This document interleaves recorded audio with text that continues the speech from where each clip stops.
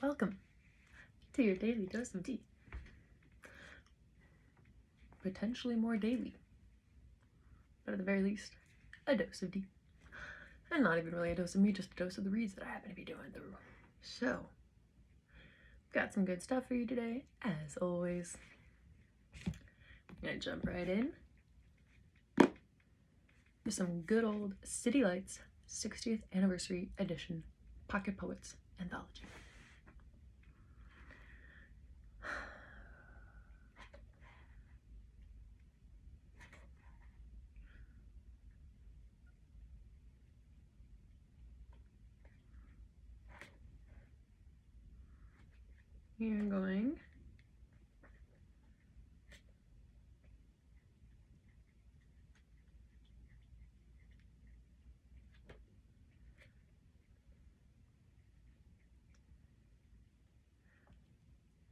We're going to read Janine Palmy Vega, Here Before the Sunrise, Blue, and In This Solitude. It says Paris, January 18th, 1965. Here before the sunrise, blue, and in this solitude, to you, come home. The moon is full over morning, buildings, the shade of solitude is upon my hand. Come home. In this empty loft of high windows, the shades are lifting, and people are arrived, to you. In the early silence between us that is, folded deep into night and the black well of sources. In here is gone forth to meet in there, and we are bound below a sound or gesture. Beneath distance, before time, at the foot of the silent forest, meet me here. I love you. A fire is crackling. I have risen early before the dawn. Love and how long I have need of you, all I feel. Don't know where you are or what's happening, yet surely the morning stars will shed their light in desolate places, and this just from me, first thing, in the morning. Love.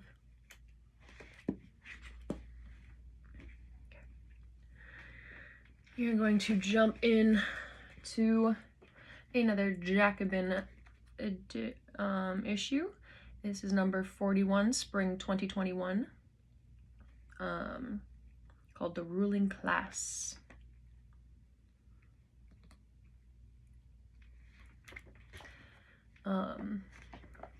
This article is called Naming the Enemy by Daniel Finn. Go ahead. Goodbye.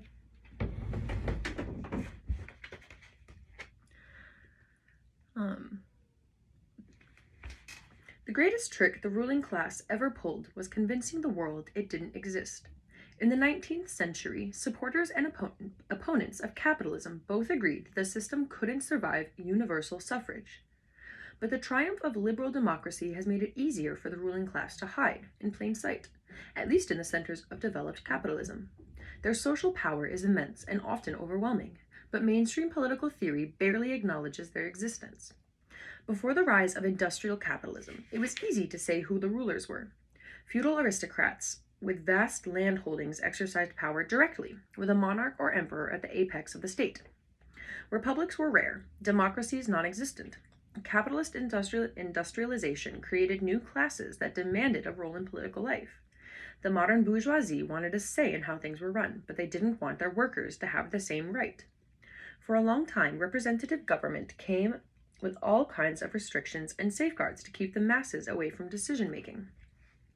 Property qualifications and literacy tests stopped working-class men from voting, and women couldn't vote at all. An elitist second chamber, like Britain's House of Lords, often constrained a parliament that was elected on a broad franchise. In many countries, it was the monarchy that really controlled executive power. Parliament was little more than a theater. This model of political exclusion lasted well into the 20th century. It was only after 1945 that liberal democracy became the dominant political form in the countries that make up the rich capitalist world. Every adult there can vote for a directly elected parliament or presidency that holds the reins of power. According to liberal orthodoxy, That means we no longer have a ruling class, except in the banal sense that every system, however democratic it may be, will have an identifiable set of rulers. But alongside that political structure, we still have an economic order based on vast concentrations of wealth. Not only have capitalists been able to hold onto their property in a liberal democratic system, they've even gone on the counteroffensive in recent decades, reversing the trend toward greater equality and the expansion of social rights. How do they manage it? The liberal theory of the state is an apologetic myth. Business is not just one interest group among many, pressing its claims upon the holders of state power. It has more political clout than all the other interest groups put together. There is a capitalist class whose members derive the bulk of their income from profit-making activities. They may compete ruthlessly with each other in the marketplace, but they will come together in defense of their shared interests with equal determination. That doesn't mean the relationship between political and economic power is straightforward. In the Communist Manifesto, Marx and Engels famously defined the modern state as a committee for managing the common affairs of the whole bourgeoisie. It's a more sophisticated definition than it might appear at first sight. If the whole bourgeoisie has common affairs, there must be smaller subdivisions of the bourgeoisie with their own particular affairs as well. There have always been conflicting interests among the propertied class, such as those between landowners and industrialists, or between finance and manufacturing capital. Sometimes those conflicts have erupted into civil war, like the slaveholders' rebellion in the United States. Even if the state elite is firmly committed to defending capitalist interests, its leaders will still have to adjudicate between different factions or favor one over the other. The greatest challenge is making sure the state puts the interests of the whole bourgeoisie ahead of the rest of the population. The 1% can be outvoted 99-1 by their less fortunate brethren, but they have many other ways of bending the state to their will. Elections may be free, but they don't come cheap.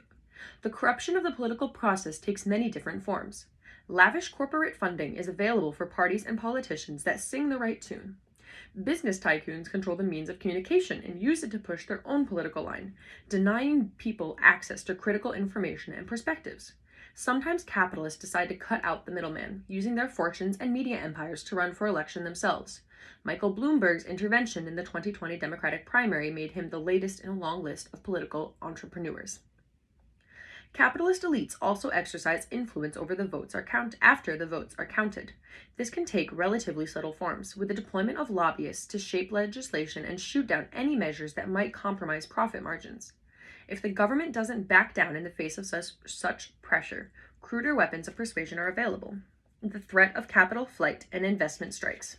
As long as private capitalists control the main levers of economic power, they're in a position to make everyone suffer through job losses and wage cuts if they don't get their way. Of course, it doesn't often reach that point. Even if elected politicians were in mind to defy the capitalist class, they have to reckon with the permanent government of unelected officials who administer the state machine. The leading civil servants, judges, and army officers usually have the same social and educational background as the captains of industry. Even if they don't, their current status and future prospects certainly place them in the top tier of society, with a compelling interest in preserving the status quo. They can chip away gradually at government policies to make sure those policies don't result in deep structural change. If that doesn't work, they can mount an all-out resistance, up to and including a military coup. It's a tightly interlocking system that keeps the wheels turning for capital. Of course, the capitalist class doesn't always get what it wants. Most British capitalists don't want Brexit to happen, but they wanted a left-wing government with even less, so they never threw their weight on the scales against Boris Johnson's hard Brexit program. Like everyone else, our ruling class sometimes has to choose among options and decide whether its preferred outcome is essential or merely desirable. Its members also have to decide whether or not to make concessions in the face of popular pressure. Limited reforms can help diffuse opposition to the system as a whole. How much should they be willing to concede, and on what timescale? Coming up with the right answers is a key test for political craftsmanship, and individual capitalists with their eyes tightly focused on the bottom line often aren't the best people to make such calls. However, the divisions of interest and opinion within the ruling class will invariably melt away in the face of serious challenge to their power. That's when the essential unity and coherence of our rulers stands out in sharp relief. For socialists, the ultimate goal must be to change the class in power, not just the party in office, in full awareness of how dangerous and difficult that will be. It won't be the first time that people have had to struggle against a ruling class whose strength seemed impossible to overcome. Hopefully, it'll be the last. Alright, now we are going to move on to we're going to do something a little different this time. We're going to read from some of Humans of New York stories by Stanton. I'm not going to be showing the pictures because copyright, but this book is available on Amazon, this book is available on his website, this book is available online in many variety of locations, probably in your local bookstore too if you check it out. For those of you who don't know, Humans of New York is an account on Facebook, Instagram, Twitter. I think it's on everything now. They have multiple books. I think he has his own website and blog. And they are just stories of all of the humans, of the random humans in New York. He includes a picture and a little, either something that they said or something that he noticed about them. All of them come with permissions, obviously. Really great. So we're going to read a couple of the quotes without looking at the pictures, even though it's not quite the same, by the book. I've got an hour break between therapy and family therapy. If I've put off an assignment until the last minute, the logical thing would be to just do it. Instead, I think, maybe I should not go to school, not talk to anyone, curl up, and be a little ball of sadness, forever. I don't want to be happy because I don't think that's realistic, but I would like to be able to deal with life. What's your greatest fear? Loneliness. And suicide. But mainly loneliness. These two were acting like complete teenagers. When I walked up, she was nuzzling her head against his shoulder. She giggled the entire time I talked with them, while he kept a big goofy grin on his face. And whenever I asked about their relationship, she clutched his arm, looked at him just like this, giggled, then said, "We're not telling." It is an elderly couple. Very cute. My wife has been teaching me to express my emotions. She's even got me being romantic. We walk to the park, we lay down a little blanket, we make a little picnic, we have a little chit-chat. I want to be an artist. What kind of art do you want to make? I want to make different versions of myself. I wish I'd partied a little less. People always say, be true to yourself, but that's misleading because there are two selves. There's your short-term self, and there's your long-term self. And if you're only true to your short-term self, your long-term self slowly decays. I'm a street pharmacist.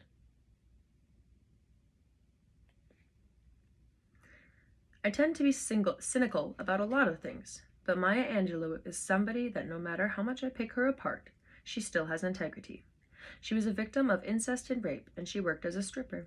And now she's a literary icon and Nobel laureate. It goes to show that life is cumulative, and you can't devalue any type of experience.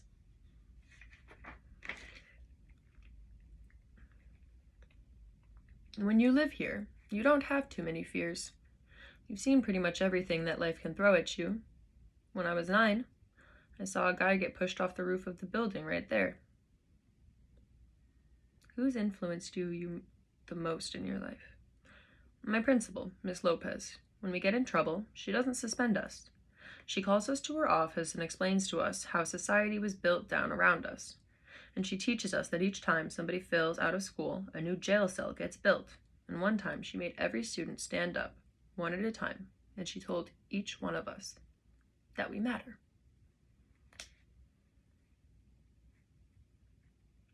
This is a neighborhood that doesn't necessarily expect much from our children. So at Mott Hall Bridges Academy, we set our expectations very high. We don't call the children students, we call them scholars. Our color is purple. Our scholars wear purple, and so do our staff, because purple is the color of royalty. I want my scholars to know that even if they live in a housing project, they are part of a royal lineage going back to great African kings and queens. They belong to a group of individuals who invented astronomy and math. And they belong to a group of individuals who have endured so much history and still overcome. When you tell people you're from Brownsville, their face cringes up. But there are children here that need to know they are expected to succeed.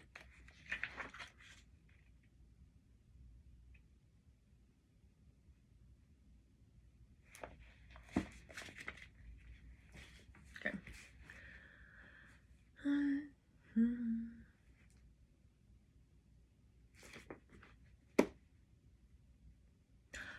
A People's Guide to Capitalism by Hadas Thier.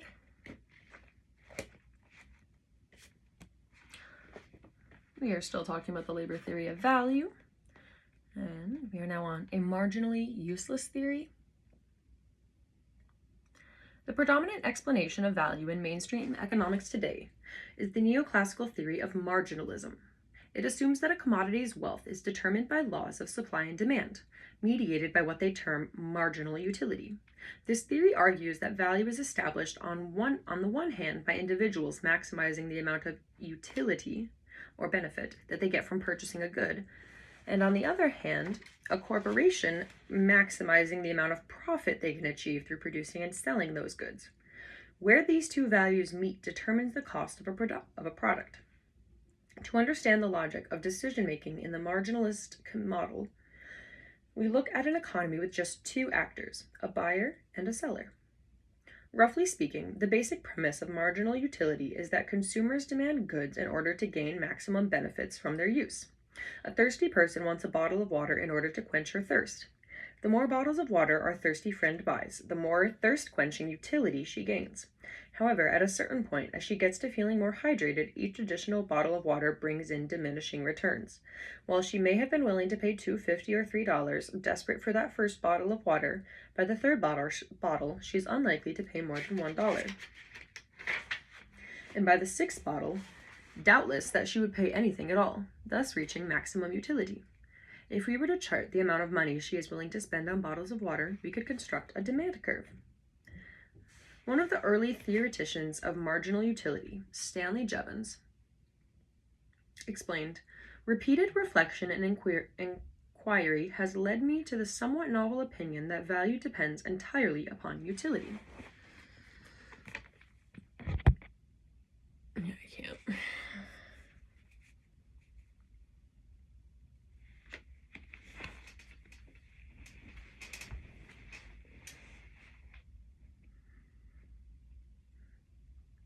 The more a consumer wants something, the more utility it has for her, the more she is willing to pay for it. Water, he wrote, may be roughly described as the most useful of all substances. A quart of water per day has the high utility of saving a person from dying in a most distressing manner. Several gallons a day may possess much utility for such purposes as cooking and washing, but after an adequate supply is secured for these uses, any additional quantity is a matter of indifference. The company producing bottled water, on the other hand, measures its marginal cost to see how much it would cost to increase production by each additional bottle of water.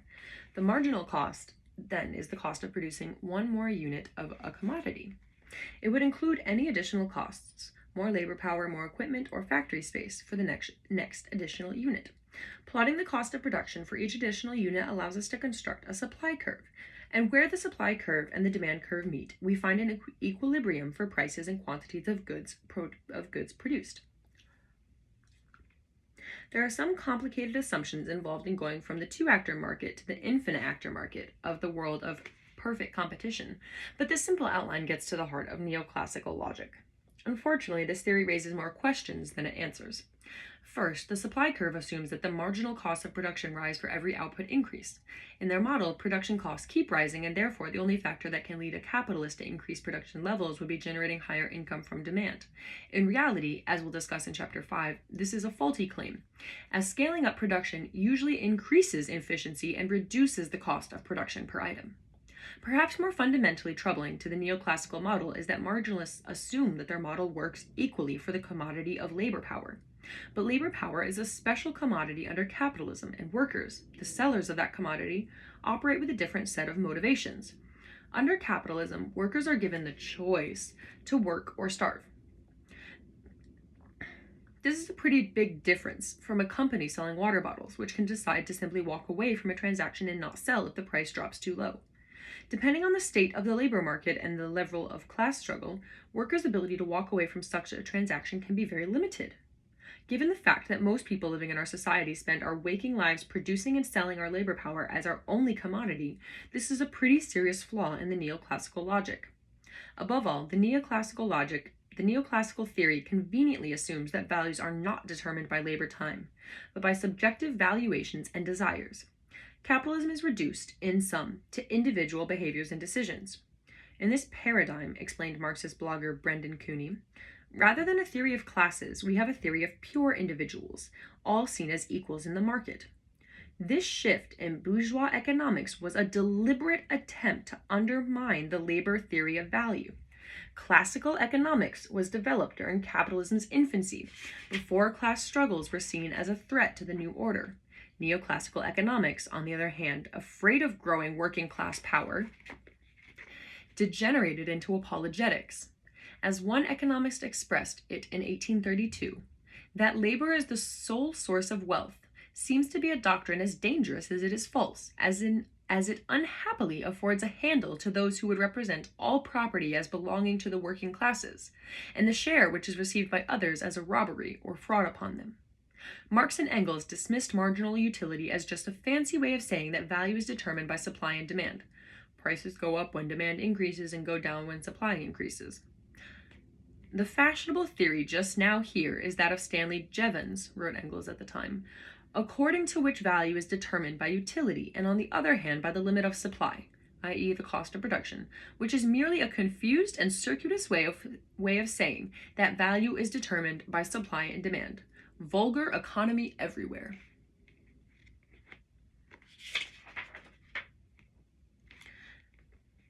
Not by gold or by silver, but by labor. Labor, the creator of use values, in Marx's words, has been a permanent feature of the human existence. Some kind of expenditure of physical or mental energy is necessary to create the conditions for our species' survival: shelter, clothes, machines, tools, food, and on. In Marx's words, it is a condition of human existence which is independent of all forms of society. It is an eternal natural necessity which mediates the metabolism between man and nature, and therefore human life itself. The wealth of society, argued Marx, comes from human labor and from nature. Labor, he argued in the start of the critique of the Gotha program, is not the source of all wealth. Nature is just as much the source of use values, and it is surely of such that material wealth consists, as labor, which itself is only the manifestation of a force of nature, human labor power. We're going to do a really quick pause and start up shortly.